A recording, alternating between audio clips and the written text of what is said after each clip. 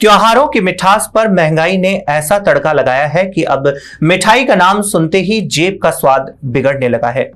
गणेश चतुर्थी से लेकर दशहरा और दीपावली तक बाजारों में मिठाई की मांग बढ़ने वाली है, लेकिन उससे पहले चीनी के दामों ने आम आदमी की चिंता बढ़ा दी है।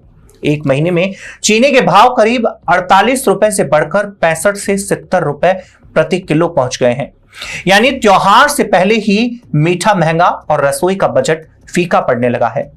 ऐसे में सवाल यही है, क्या इस बार त्योहार में मिठाई खुलेगी या महंगाई का स्वाद तीखा लगेगा? नमस्कार, स्वागत है आपका। आप देख रहे हैं DNN इंडिया और मैं हूं आपके साथ मोंटी राठौर।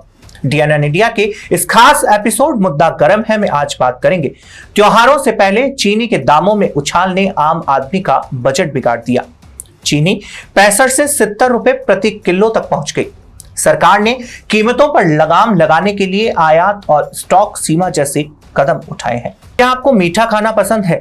अगर हाँ, तो थोड़ा संभल जाइए, क्योंकि अब मीठा खाने के लिए थोड़े एक्स्ट्रा एफर्ट्स करने पड़ेंगे आपको। वो कहते हैं ना, इस फेस्टिवल कुछ मीठा हो जाए तो कहीं इस बार कहीं ये ना हो मीठा तीखा हो जाए। वो हम आपको इसलिए कह रहे हैं क्योंकि देश भर के बाजारों में चीनी की कीमतों में अचानक तेजी और उछाल देखने को मिल रहा है।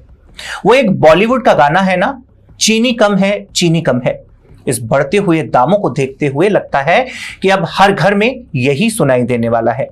त्योहारी सीजन से पहले देश में चीनी की कीमतें बेलगाम हो गई है। पिछले एक महीने में चीनी की कीमत खुदरा बाजार में 48.18 रुपए से बढ़कर 65 रुपए प्रति किलो तक पहुंच गई है। यानी 1 किलो पर लगभग 17 रुपए की बढ़ोतरी।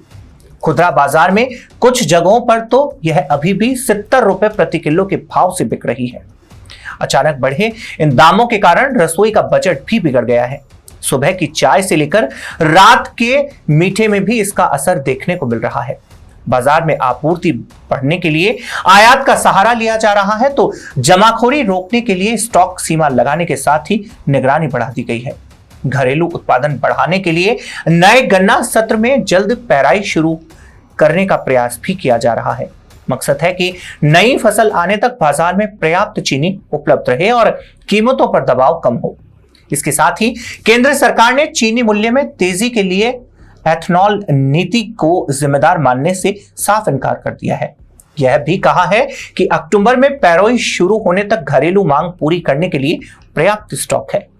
सरकार ने चीनी की कीमतों में तेजी के पीछे कुछ चीनी मिलों और कारोबारियों की जमाखोरी और सट्टेबाजी की आशंका जताई है। इसे रोकने के लिए 30 नवंबर तक कारोबारियों के लिए 400 टन की स्टॉक सीमा लागू की गई है। 1 सितंबर से थोक उपभोक्ता भी अपनी 15 दिन की खपत से अधिक का स्टॉक नहीं रख सकेंगे। जमाखोरी रोकने के लिए केंद्र और राज्यों की संयुक्त टीमें चीनी मिलों में स्टॉक का भौतिक सत्यापन करेगी।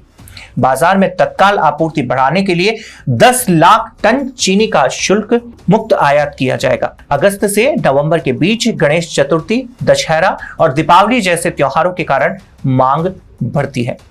वैश्विक बाजार में चीनी की उपलब्धता तंग है। वर्ष 2026-2027 में दुनिया में करीब 33 लाख टन चीनी की कमी का अनुमान है। अंतर्राष्ट्रीय कीमत 30 जून से $474 प्रति टन से बढ़कर 20 अगस्त को $552 हो गई। 2 महीने से भी कम समय में 16% से अधिक की वृद्धि हुई है। इससे आयात भी सस्ता विकल्प नहीं रह गया। बावजूद घरेलू आपूर्ति बढ़ाने के लिए 10 लाख टन कच्ची चीनी का शुल्क मुक्त आयात किया जा रहा है।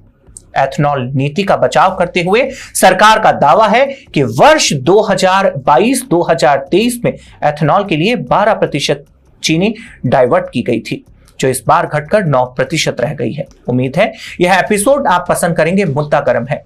इस एपिसोड में हमने आपको बताया त्योहार से पहले चीनी के दामों में उछाल ने आम आदमी का बजट बिगाड़ दिया।